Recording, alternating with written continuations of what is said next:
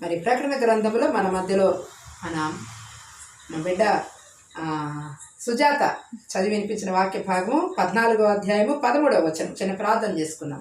పరిశుద్ధాత్మ తండ్రి, మీకు వందనాలు, స్తోత్రాలు. ఈ వాక్య భాగం ద్వారా మీ ప్రజలను బలపరచండి. ఆ యూట్యూబ్ చూస్తున్న వారిని మీరు దర్శించండి, మహిమ పొందండి. యేసు నామములో ప్రార్థించి అడిగి వేడుకుంటున్నాం తండ్రి, ఆమేన్. అంతటా ఇప్పటి నుండి ప్రభువునందు మృతినందు మృతులు ధన్యులని వ్రాయుమని పరలోకము నుండి ఒక స్వరము చెప్పగా వింటిని. ప్రభువునందు మృతినందు మృతులు ధన్యులు. ఈ మాట సహజంగా మనం ఎక్కడికన్నా సమాధులు ఉన్నటువంటి సమాధుల కార్యక్రమం చేసేటప్పుడు అక్కడికి వెళ్ళామనుకో, ఆ సమాధుల ప్రతి సమాధి మీద కూడా క్రీస్తునందు మృతులైన వారు ధన్యులు, ప్రభువునందు మృతులైనటువంటి మృతులు ధన్యులు. మరి ఇప్పటి నుండి మృతులైన వారు ధన్యులు అంటే అప్పటిదాకా మృతులైన వారు ఎక్కడ ఉన్నట్టు?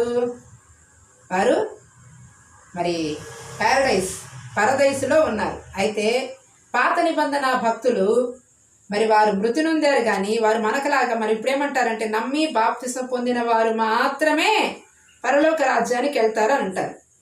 మరి నమ్మి బాప్తిసం పొందిన వారు బాప్తిసం పొందగానే నీళ్ళలో మునిగి లేవగానే మరి నీవు క్రీస్తులోకి వచ్చావు అంటే క్రీస్తు యొక్క సామ్రాజ్యంలోనికి, ఆయన యొక్క రాజ్యంలోకి నువ్వు వచ్చావు.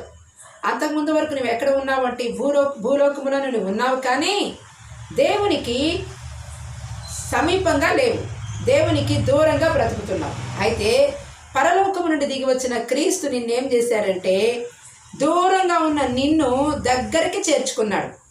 కాబట్టి ఇప్పుడు దగ్గరకు చేర్చుకున్న నీవు ఎలా ఉండాలి, నీ జీవితాన్ని ఎలా కాపాడుకోవాలి? మరి మణికే పెదరత్నం గారి జీవితము 60 సంవత్సరాలు గతించిపోయి ఆయన ప్రభువునందు నిద్రించారు. మరి ప్రభువునందు నిద్రించడం అంటే ఏంటి అంటే ప్రభువులో ఈ రీతిగా భయము భక్తి కలిగి, భక్తి జీవితం కలిగి. ఈ రోజుల్లో చనిపోయిన వారిని ఎవరు కూడా లక్ష్య పెట్టట్లా. ఒక సంవత్సరం ఏదో చెయ్యాలి కాబట్టి చెయ్యాలి అని ఒక సంవత్సరం భోజనాలు పెట్టి చేతులు కడిగేసుకుంటున్నారు. కానీ ఈ ఇంట్లో ఉన్నటువంటి మీరు ఎంత ప్రేమ కలిగిన వారంటే మరి ఆ ప్రేమ గొప్పది. దేవుడు కూడా అందుకని చెప్పాడు, నీతిమంతుని జ్ఞాపకం చేసుకునుట మనకు ఆశీర్వాదకరం అని. కాబట్టి అమ్మాయి చెప్పింది, ఎందుకని అమ్మాయి వెళ్ళలేదనంటే అక్క నీతిమంతుని జ్ఞాపకం చేసుకోవడం ఆశీర్వాదకరం. నిజమే, మనం ఇప్పుడు మరి అక్కడ మందిరంలో జరుగుతున్న 1వ తారీఖు ప్రార్థనకి వెళ్ళినా అక్కడ ఆశీర్వాదమే వచ్చింది. నువ్వు చెప్పిన మాట కూడా నీతిమంతుని జ్ఞాపకం చేసుకోవడం కూడా ఆశీర్వాదకరమే. మరి ఈ ఆశీర్వాదంతో మనం ఏమవుతామంటే ప్రభువులో నిలిచి ఉంటాం. ఆశీర్వాదం నీ జీవితంలో లేకపోతే నువ్వు దేవునికి సమీపంగా లేవని అర్థం. నువ్వు ఆశీర్వాదంలో ఉన్నావు అనటానికి కారణం ఏంటి అంటే నువ్వు అనుదినము తప్పక ప్రార్థన చేస్తావు, అనుదినము తప్పకుండా బైబిల్ చదువుతావు. బైబిల్ ఎలా అంటే అలా చదవటం కాదు, గబగబ చదవాలి కాబట్టి చదువుకుంటూ పోవటం కాదు. బైబిల్ని జాగ్రత్తగా యెహోవా గ్రంథమును పరిశీలనగా చదువుకోనండి అని చెప్పాడు. కాబట్టి ఆ పరిశీలనగా చదువుకునే మనసు నీకుంటే దేవుని నువ్వు పరిశీలనగా తెలుసుకుంటావు. అదే ప్రభువుని గురించి తెలుసుకోవటం, అదే యేసుక్రీస్తుని గురించి తెలుసుకోవటం.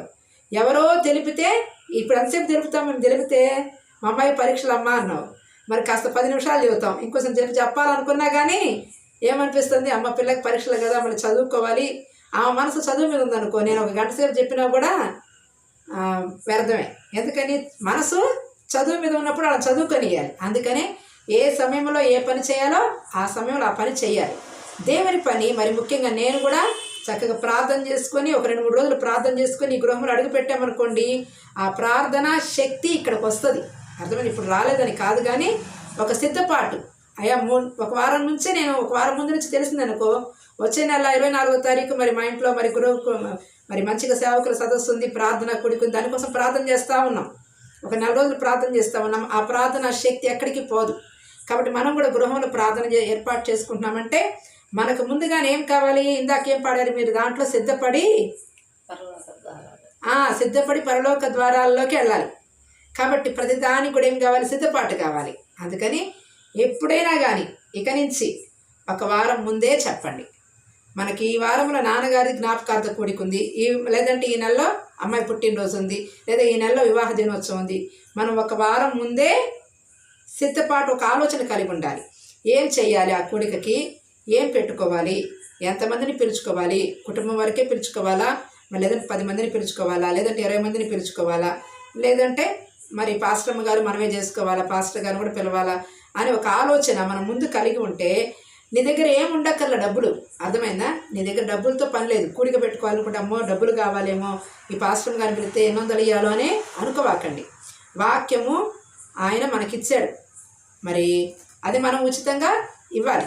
మరి ఒకవేళ మీరు ఇచ్చారనుకోండి, ఇచ్చినది ఏమవుతుంది, మనము దేవుని సన్నిధిలోనే ఉపయోగిస్తాం. కాబట్టి మరి సేవకులు మనం ఒట్టి చేతులతో పంపించకూడదని మీకు బాగా తెలుసు. మీకు తెలిసినంతగా ఇంకెవరికి తెలియదు కూడా.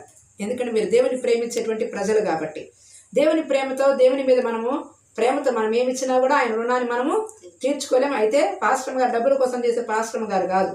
అట్లాగని ఎప్పుడంటే అప్పుడు పిలిస్తే గబాలన, ఇప్పుడు నాకు మనసు అటు ఉంది ఇటు రావాలన్నా, అక్కడికైతే 100 మంది మధ్యలో 2 మాటలు చెప్పొచ్చు. మరి ఇక్కడ అయినా కానీ ఎందుకని అంటే దేవుడు ఏం చెప్పాడు అంటే, ముందు గుండె గుడి కట్టుకోండి.